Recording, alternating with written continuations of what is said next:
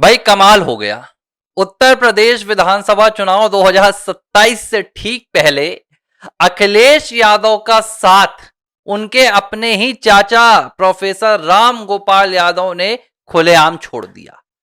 और सिर्फ साथ ही नहीं छोड़ा, बल्कि प्रोफेसर राम गोपाल यादव ने यह भी बता दिया कि किस तरीके से अखिलेश यादव सनातन विरोध की राजनीति में अंधे हो चुके हैं।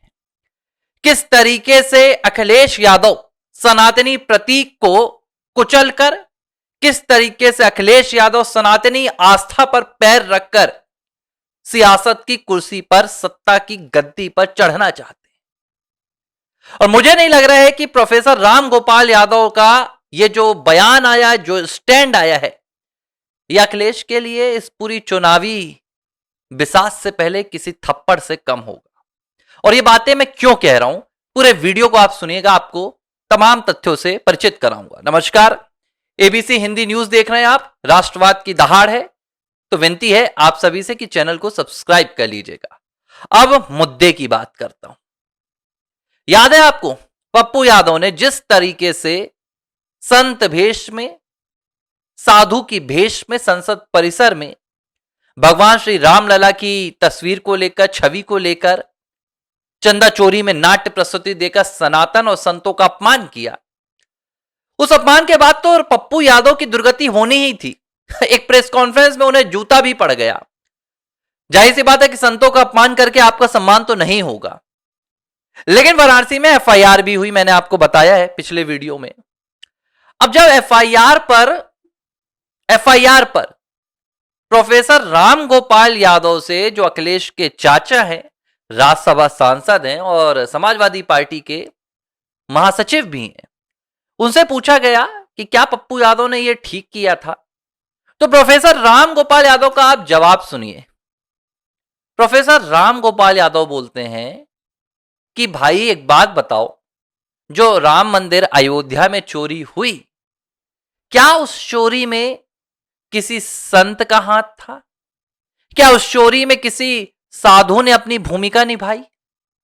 और अगर ऐसा नहीं हुआ है, उस चोरी के प्रकरण में कोई संत की भूमिका नहीं आई, किसी भगवाधारी की भूमिका नहीं आई, कोई साधु नहीं पकड़ा गया, तो पप्पू यादव ने संत भेष धारण करके जो चोरी का पूरा नाट्य प्रस्तुतिकरण दिया, वो पूरी तरीके से गलत है। यह बात खुद अखिलेश यादव के चाचा प्रोफेसर राम गोपाल यादव बोल रहे हैं कि आपको अगर आरोप लगाना है तो लगाओ भाई, भाजपा पर लगाओ, आपको आरएसएस पर लगाओ, जिस पर लगाना लगाओ, आजादी है आपके पास। लेकिन सनातन का अपमान आप किस हैसियत से कर रहे हैं, किस कुंठा से कर रहे हैं? वो अलग बात है कि कभी प्रोफेसर राम गोपाल यादव ही राम भक्तों पर गोली चलवाने की, जो गोली की चलने की घटना हुई थी, उसकी वकालत करते थे और सदन में खड़े होकर कहते थे।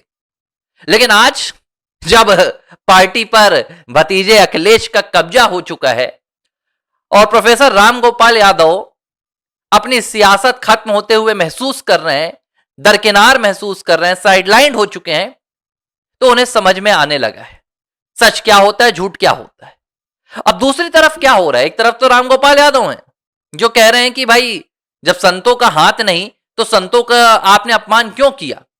दूसरी तरफ पूरा समाजवादी पार्टी का कुनबा इतना ज्यादा शर्महीन हो चुका है, बेहया हो चुका है कि समाजवादी पार्टी के सोशल मीडिया हैंडल से अनिल मिश्रा की एक तस्वीर को पोस्ट किया जा रहा है, जो प्रधानमंत्री नरेंद्र मोदी के अयोध्या विजिट के दौरान थी, जब पीएम मोदी ने उद्घाटन राम मंदिर का किया था। उसमें अनिल मिश्रा भगवा ओढ़े हुए नजर आ रहे हैं। इन बेवकूफों को मैं क्या बोलूं, मतलब जो हमेशा से रामद्रोह करता आया है, उसे हर जगह रामद्रोही कहना उचित नहीं होगा। समाजवादी पार्टी ने कहा कि अनिल मिश्रा ने भगवा पहना था और अनिल मिश्रा ने इस्तीफा दिया है, तो अनिल मिश्रा चोर हैं और भगवाधारी चोर है। इस कुंठा से समाजवादी पार्टी पीड़ित है। इतनी घृणा इनको सनातन से है कि इन्हें चोरी करने वाला संत नजर आ रहा है, संत। लेकिन हां, कुरान की आयतें पढ़कर पहलगाम में 26 लोगों का धर्म पूछकर उनका मजहब जानकर गोली चलाने वाले में इन्हें कोई मुसलमान नजर नहीं आया। ये बड़ी अचरज की बात है, ये बहुत अचंभित कर देने वाली बात है कि अगर राम मंदिर में चोरी करने वाला सनातनी संत है और आप पूरे संत समाज को दोषी ठहराना चाहते हैं तो ठहराइए, ठहराइए आप, लेकिन आप फिर यह भी कहिए कि जो आतंकवादी देश में पकड़े जाते हैं वो कुरान की आयतें पढ़ते हैं। फिर आप यह भी कहिए कि जो पहलगाम में हुआ वहां भी ये मजहबी कीड़े थे।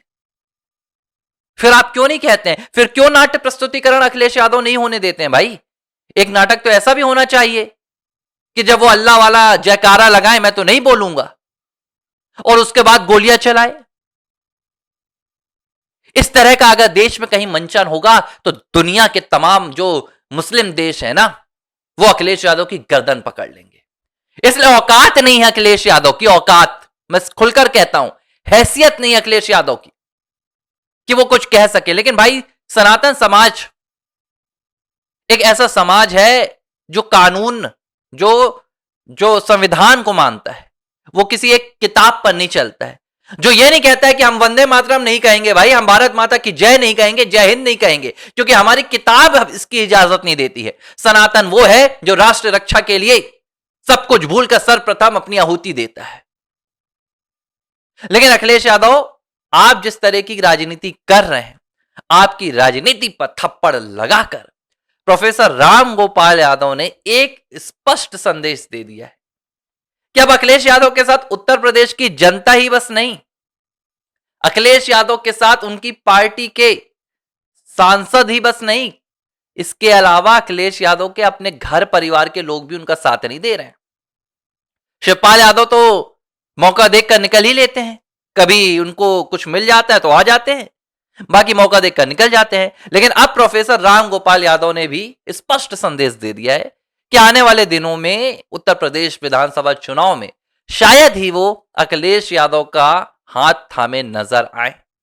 अब भाई अखिलेश यादव और सबको तो आप अंधभक्त बोल देते हो, और सबको तो आप भाजपा आरएसएस का दलाल बोल देते हो, तो क्या आप अपने चाचा राम गोपाल यादव को भी आरएसएस का दलाल बोलोगे, भाजपा का दलाल बोलोगे? क्योंकि उन्होंने तो सच बोला है, और सच सुनने का अगर आपको साहस है तो प्रोफेसर राम गोपाल यादव को सुनिए, और सनातन अपमान के लिए या तो अवधेश प्रसाद पासी को आप अपनी पार्टी से सस्पेंड कीजिए, नहीं तो पूरे देश के सामने आकर सिर झुकाकर माफी मांगे। लेकिन आपके जो कुकर्म है सनातन के प्रति, वो किसी माफी के भी मुझे लगता है कि मुकाबले बहुत कम होंगे। जिस तरीके से अखिलेश यादव अपनी नफरत सनातन के खिलाफ दिखाकर सत्ता तक पहुंचने की ये बेताब कोशिश कर रहे हैं, मुझे लगता है उत्तर प्रदेश की जनता 2027 में उन्हें इसका माकूल जवाब देगी। एबीसी हिंदी न्यूज, आज ही जुड़िए हर खबर के साथ